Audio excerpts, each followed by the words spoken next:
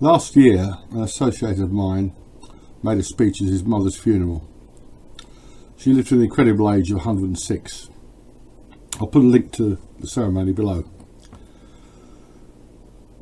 She had been married twice. The first time in 1939, it was short-lived because her first husband was killed by a U-boat torpedo raid, or whatever you want to call it.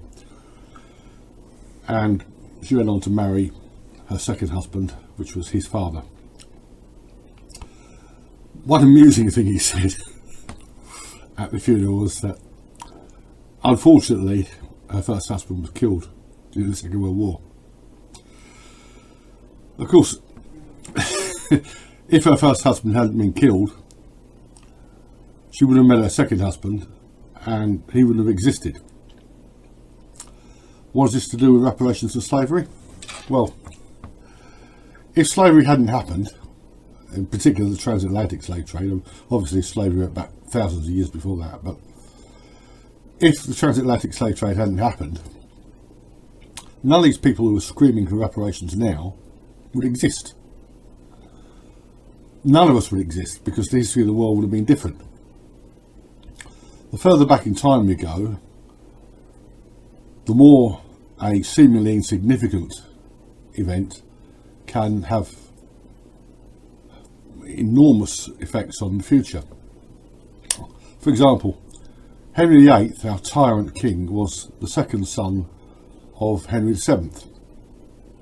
Henry's first son, Arthur, was married at 14. They started young in those days. He married Catherine of Aragon and he died at the age of 15.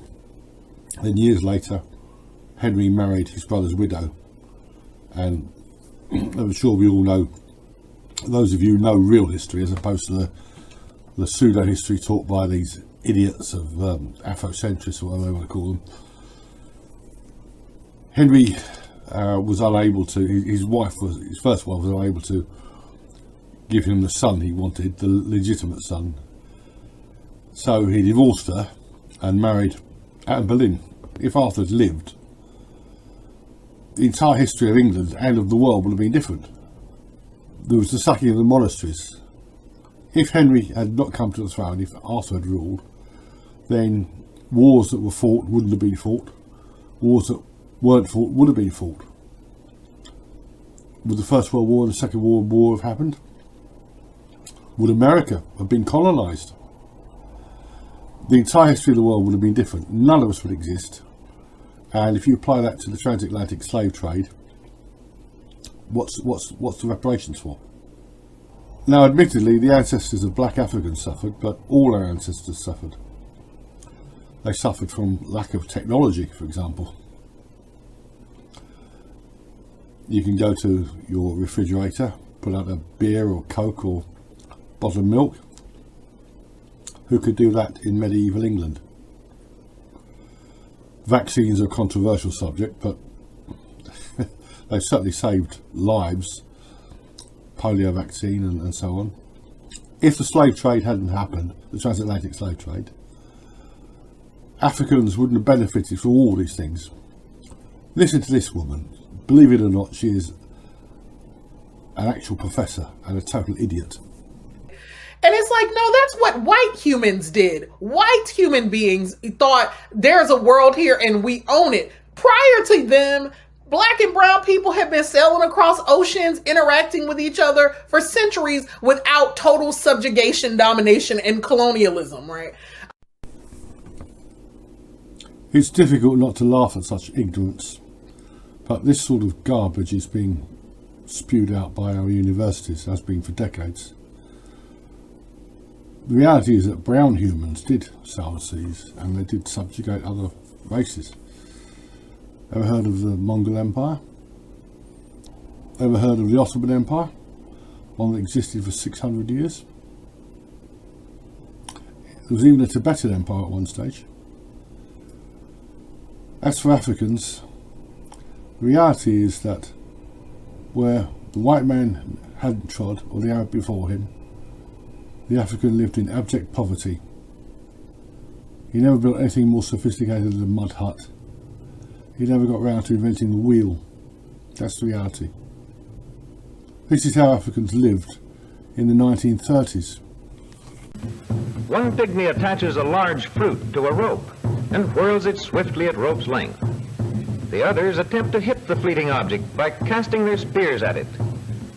The target movement is much like that of an attacking or retreating animal. And this is how some of them are still living today.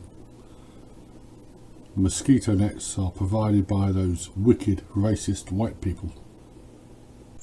Hello everyone. Today I want us to talk about what we really need in Africa at the moment. It's not that we lack COVID-19 vaccines. The actual problem is children are dying from malaria. As you can see, there's a young child here. Children of this size and this one, they die of malaria due to lack of just mosquito nets that can actually prevent them from getting malaria. Children die due to diarrhea because of poor drinking water. So we need to pump for them clean drinking water such that they will not get diarrheas that are caused by different bacteria.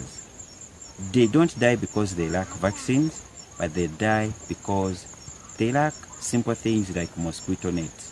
So let's get them mosquito nets. Let's get them clean drinking water, and we shall stop them from dying. Those kids in Africa may be living in abject poverty, but what they're not doing is rioting. They're not complaining about how oppressed they are because somebody used the dreaded N-word or walked by on the other side of the road where they saw you coming. Wonder why they'd do that. So what are you going to do? You're going to keep rioting, screaming racism, tearing down statues, enabling the Democrats to build their police state? Or are you going to join the real fight? The fight against your impending slavery, which is coming through programmable central bank digital currencies.